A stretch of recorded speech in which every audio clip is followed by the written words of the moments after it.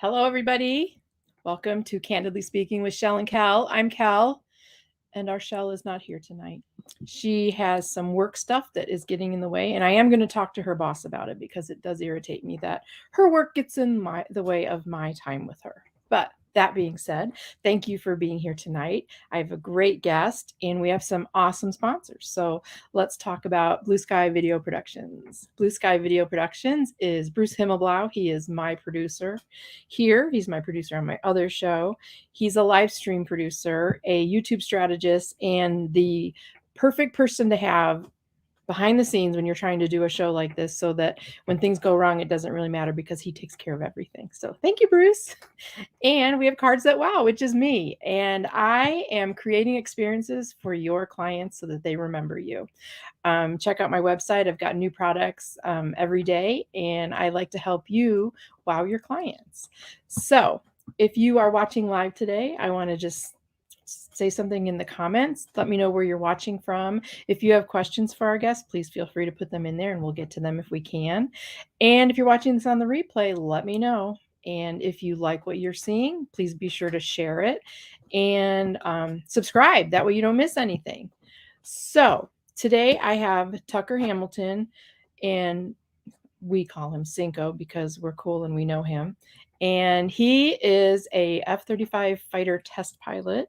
When he's not doing that, he's a director of artificial intelligence and accelerator at MIT. He's got this great nonprofit that we're going to be talking about, but let's bring in Cinco.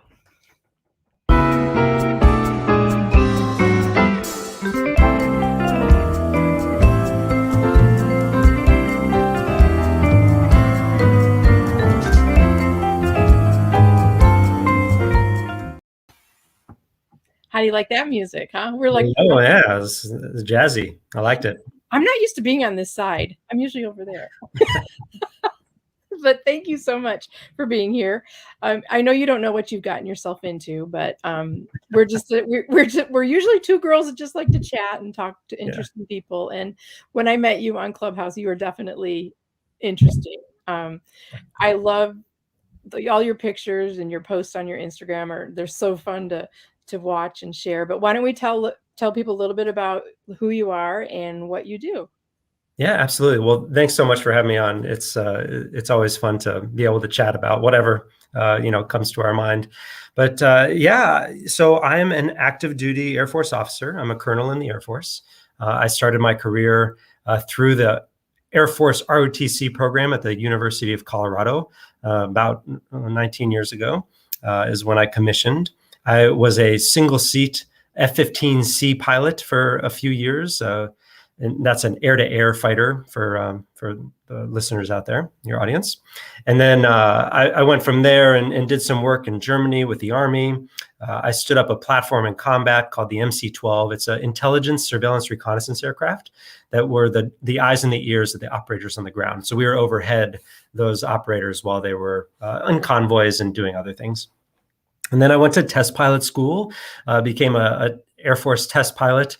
And a test pilot is someone that is the first one to go out and make sure that an aircraft is safe and that the aircraft meets any kind of contractual specifications. So if the aircraft's supposed to fly at 1.6 Mach, a test pilot's the first one to go out there and make sure that it flies at 1.6 Mach. And that's 1.6 times the speed of sound. 1 Mach is the speed of sound. Wait, so you're the test dummy? No, just kidding. Yeah, never thought of it that way. Thanks a lot. Thank you, Kellen. Yeah, so I went from test pilot school and I tested fighter aircraft for a few years. And then I worked on programmatic side of the F-35. And then I had the amazing opportunity to be the commander of F-35 development, which was it's a new fighter aircraft that's being proliferated throughout the world. There's 8 partner nations that help develop it. There's 3 different types of F-35s, and I got to fly all 3 variants, which was really cool. One, hovers, that's the F-35B. One lands on aircraft carriers, that's the F-35C. And then one is just a conventional takeoff and landing F-35, which is the F-35A. So C means carrier. Kind of, yeah. It's a little bit of a misnomer because the F-35B, the one that hovers, it also lands on aircraft carriers, but they're different aircraft carriers. Like the Top Gun aircraft carriers. Yeah, that's the F-35C. There's smaller aircraft carriers that the Harrier aircraft lands on, and that hovers, but it's still an aircraft carrier. So technically the B and the C land on aircraft carriers. Okay.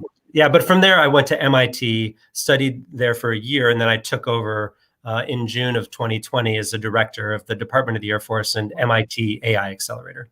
That's amazing. So back to the carrier, is that the one where you have to be so specific and spot on, and if you miss it, you like end up in the ocean? Yeah, they have 4 wires that you have to catch. You have to catch all 4 of them, or just one of them? You just catch one of them. Okay. And the 3 wire is the one that you want to catch. Like that's where you hit it spot on.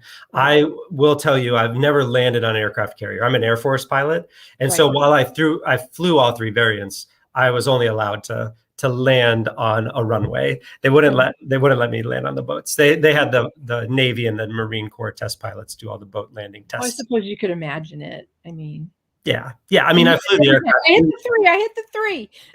Yeah, exactly. I mean, we would do like emulated carrier landings, but never on a boat. The F-35 is really amazing though, because it pretty much lands on the boat itself. It's so, it's fantastic technology. So, I mean, I know you're just checking if it can go the right speed. Are there other things that they want you to test?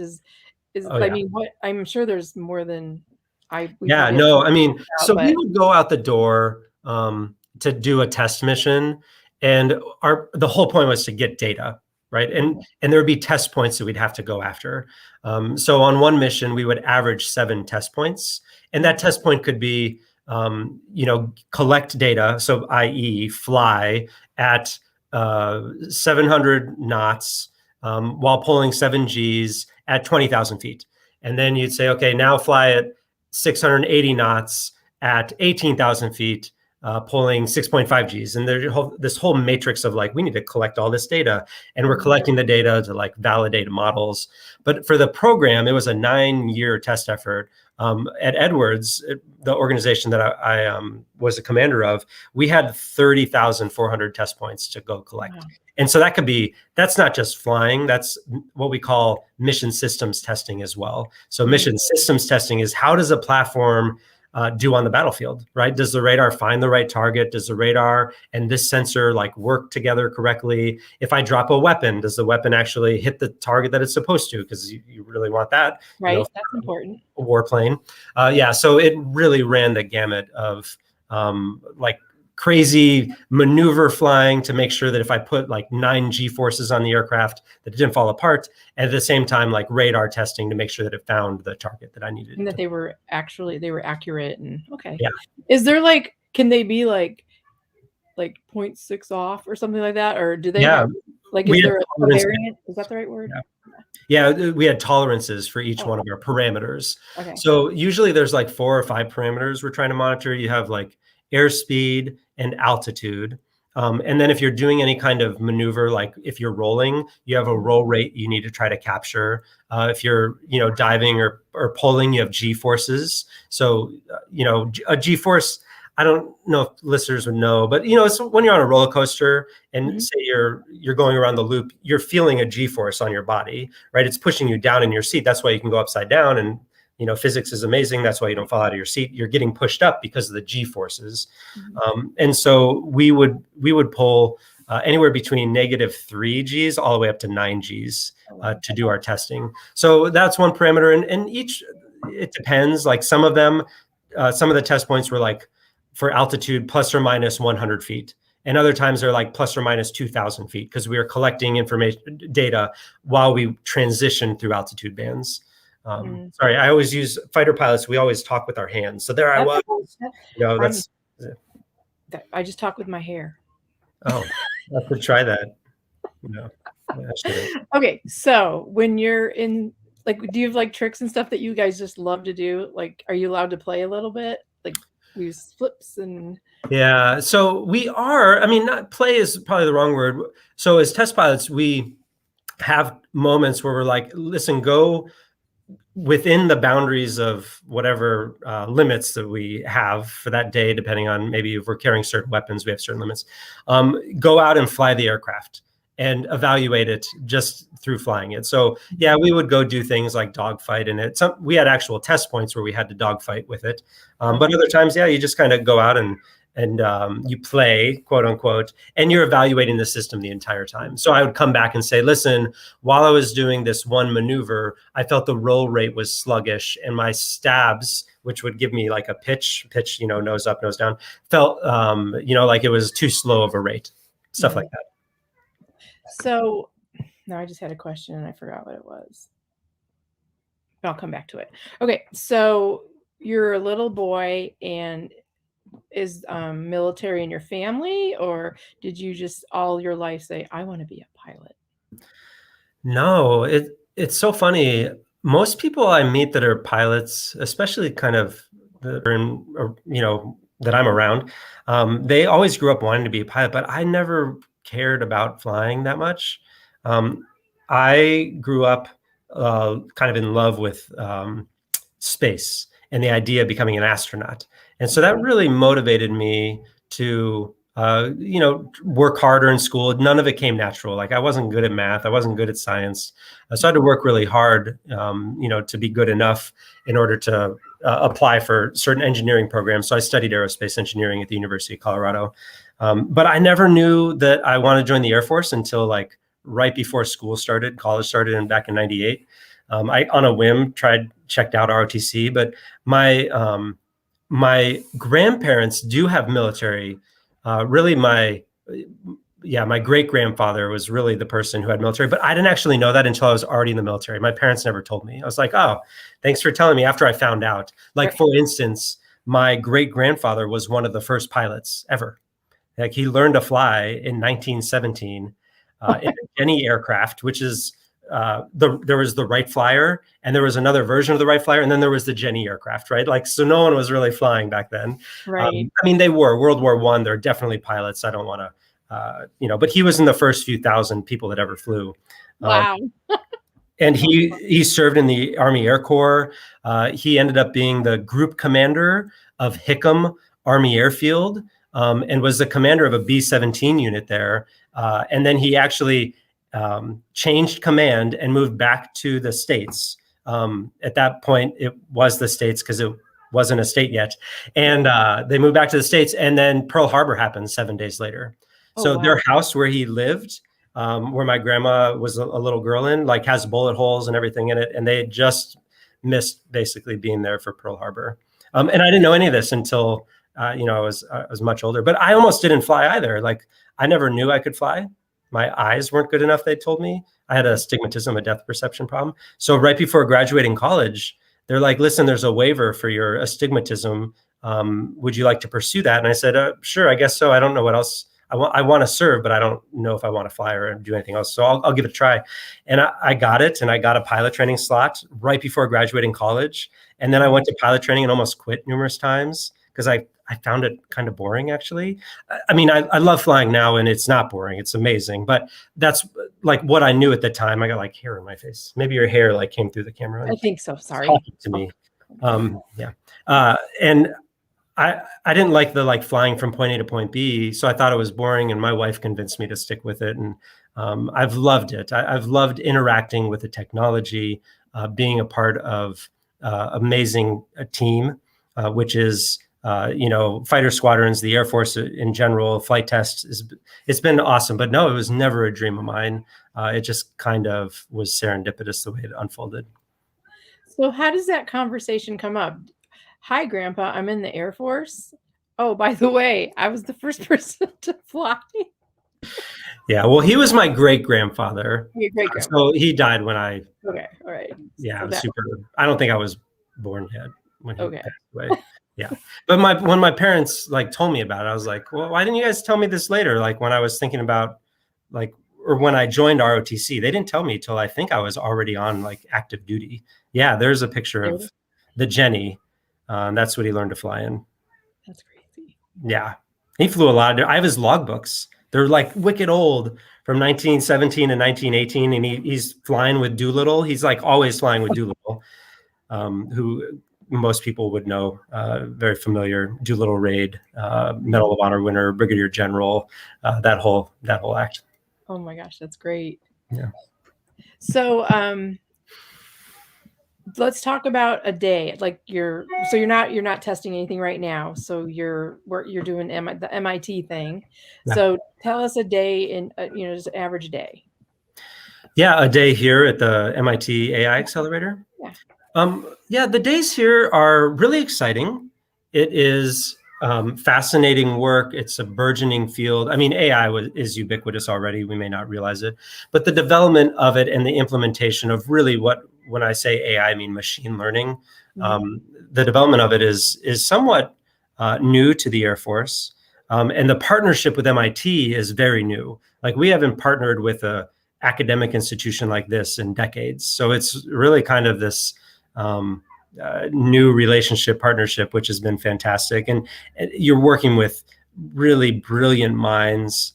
And so my day would be a number of meetings. I take some academics myself. So I'm going through certain academic courses on artificial intelligence and machine learning to learn about it. Really, I'm not the one coding. My team is the one coding at this level. It's really trying to manage that and understand it at the strategic level. So trying to learn about that ecosystem of artificial intelligence, and then time with the team and tackling problems, creating goals, and then trying to measure our success and give briefings. Like right before this podcast, I gave an hour-long briefing to the Air Force Research Lab on a few topics. So it's engaging for sure. And it's also a lot of autonomy. We're the ones trying to figure it out, right? We're actually the first dedicated unit in the Air Force, and entire department of the Air Force, so Space Force and Air Force, that's dedicated to AI. So we're trying to figure out how is the Air Force going to develop frameworks and processes in order to implement this type of technology. Wow. So you're cutting edge. You're always looking for, because we're always trying to be better, bigger, faster than everybody else. And that starts basically with you, huh?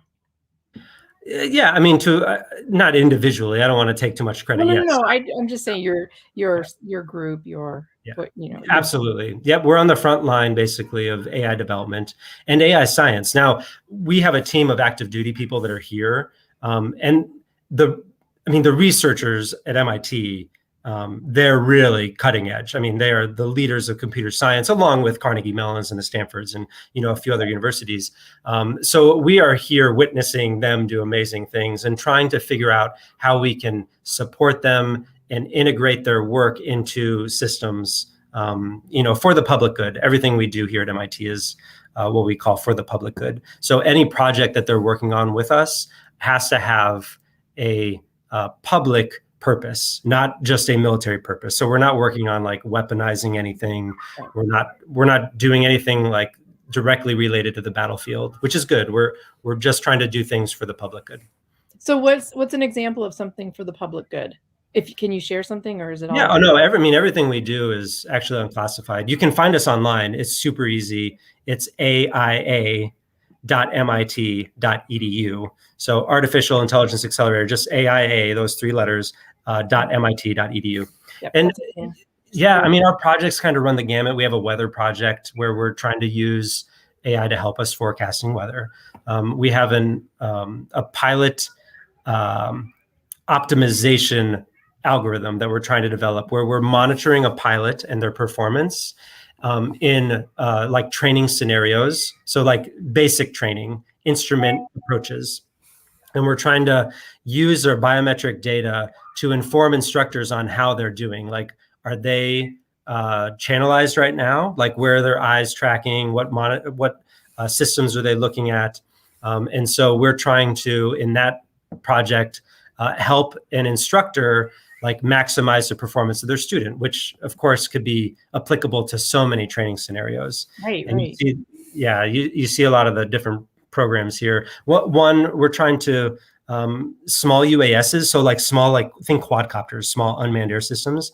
In disaster scenarios, we would employ them and they'd go out and find survivors, say after an earthquake or a hurricane, right? And we're working on using AI to train those small UASs in a virtual environment so they can be employed in a real world environment. And that may be funny for some listeners to think about, but for an AI algorithm to work, you need data. It's all about data, and it needs to be applicable data. So if you have a system that you've trained in an urban environment, and then you drop that same system into a jungle or into a tundra, into a desert, right? It's going to not know what to do. It's not familiar with any of the data that it's seeing. So how do you train those systems in the virtual environment and give them all these different, so that you can employ them in a disaster scenario, which could be in any kind of environment. Right. So you have to give them all the scenarios. Yeah. Okay. Yeah. Very It's cool. a lot of fun though. So what is the most interesting thing that you've come up with or developed? Well, I mean, I think just the projects in general are fascinating, right? How are we using certain machine learning techniques to really develop capability for the public? The one thing, and it's not a problem with your question at all, but in our minds, especially because of cultural influences that we have from media, we have these grandiose ideas of what artificial intelligence is. Right. Right? We just imagine like robots, doing things for us at, with general artificial intelligence is the term they use for like the iRobot, or not that's like the Roomba, right? The robot movies where they take over the planet, right? So AI though is not that grandiose. It's not that big. It's actually much narrower. It's much more effective kind of behind the scenes in a lot of the systems that we have. And that's the importance of AI. Like as we're developing AI, that's what we need to develop, like the stair step, like foundational aspects of artificial intelligence, not the grandiose, crazy, sci-fi kind of idea. Yeah, well, don't discount the Roomba. That's an amazing invention in It my uses AI. It does, because it reads its room, right? Yeah. It uses computer vision, sensors, and it's able to analyze the room that it's in and remember that and learn from that room. And yeah, so it actually does have a piece that's AI. But I will say AI is not autonomy. They are separate things. Yes. Okay. Okay, so let's talk about your nonprofit now. When I was I was a test pilot back in like 2012, and my daughter at the time, she is now almost 14, but she was 5 at the time.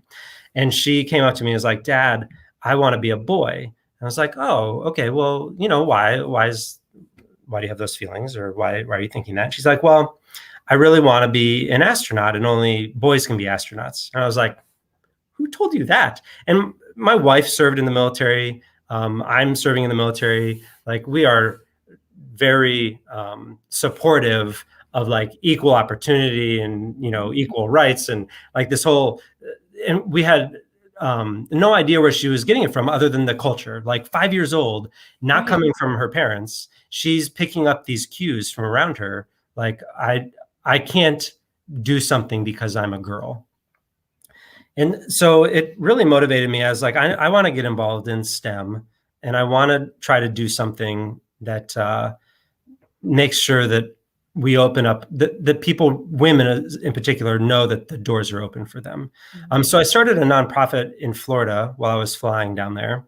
And the idea was to connect students with teachers, because not students, pardon me. Students and teachers are always hanging out.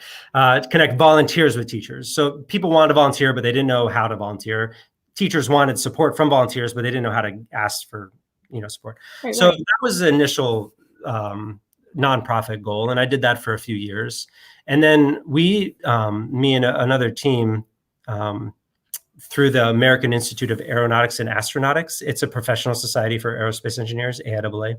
I was the inaugural chair of their K through 12 STEM committee at the national level. And we developed a robotics competition for high school students there. And then we adopted that into my nonprofit. We became a 501c3. And now we teach kids, high school students, how to fly quadcopters, how to put them together. They don't build their own, like they get a kind of a stock quadcopter, but they need to put it together and understand the pieces of that puzzle. We teach them basic coding in Python, how they're going to fly autonomously. They have to build some apparatus to do some kind of, goal that we have. And then we, force them to give a presentation. And so we've been running the competition for a few years out in California and Florida. We're actually starting a competition this September in New England as well, where I'm located. And it's great. The kids love it because it's not too much, but they learn kind of a broad swath of information regarding aerospace, specifically, unmanned systems. So they fly head to head, like on a field, doing something where they're in control, so semi-autonomous. And then there's an autonomous portion, completely separate, where they press a button and their drone has to go do certain things. And then they have to give us like a technical presentation as well. And yeah, it's been a lot of fun. I mean, it's a small team of individuals trying to, bring our joy of aerospace and like this type of flying to students. We are sponsored out in the Antelope Valley. Our California competition is sponsored by Lockheed Martin, and they've been fantastic. And we're looking for other sponsors as we try to grow the competition. What a great way to introduce that in a non like scary way, because it could be overwhelming when you think aerospace and like your daughter, she's like, oh, that's for boys, and it just sounds too complex. And I mean, you're making it it's approachable, and they're having fun, and I think you're planting some seeds there. We're gonna have some future astronauts. Yeah, no, it's fun. I've really liked it, and it's just, we have a great team. We've had a fun time developing, and the coding piece is really right now kind of our focus. The other portion is really cool. Like the gateway drug is them flying it. They're like, this is so cool. As they fly around and it crashes. But it's the coding piece that is really going to be impactful for them later on, because that's a skill that is going to become more and more needed. Frontline workers are going to need to, everyone's going to need to know what coding is, and, what data architectures are, and, how AI is influencing their life, and be informed in that way. So it's been good to try to teach them a piece of that. That's wonderful. I just think you're amazing. You could probably talk for another hour, but I know that your time is somewhat limited. Are we doing okay? Yeah, we're doing okay. All right. So is there anything else that you would like to talk about, or any message? This is your chance if you want to, tell people. Do we know how to donate to your 501c3? Did we put that up already? Yeah, it's in the bottom. Yeah, the corner there. aeroroboticscomp.com is where it's at. They can also follow. I think I have it in my Instagram. At Cinco Hamilton. That's at Cinco Hamilton for my Instagram. Is the GoFundMe for that 501c3? No, the GoFundMe is for a friend of mine that passed away a few weeks ago. I probably should change that. It's been a while. I forgot about it. But yeah, he tragically died in a car accident, one of my oldest friends. So that's a bummer. No, it's fine. They can go to that GoFundMe and take a look. Yeah. He was a fantastic person. He was a test pilot that I flew with. I had the honor of knowing ever since I was a middle school student. We went to middle school together. So yeah, when I say we're old friends, friendships are rare. yeah. So that's tragic and tough, but we're doing well. But that's the GoFundMe if people wanted to take a look at that right now, and I'll change it. I think you should leave it. I mean, you never know. Somebody here may want to donate. So don't take that opportunity away. Yeah. Well, I want to thank you for being my guest today and all the information that you shared. I thank you for your service. It's just amazing sitting here talking about F-35s, and I'm like, oh my God. I was gonna challenge you to an arm wrestle because I've been swimming and I got guns now. But we'll do that on another show. So thank you again, and thank you everybody for watching. If you like what you saw today, please be sure to share it, and don't forget to subscribe so that you don't miss any other episodes. I hope everybody has a great evening, and we'll see you next week.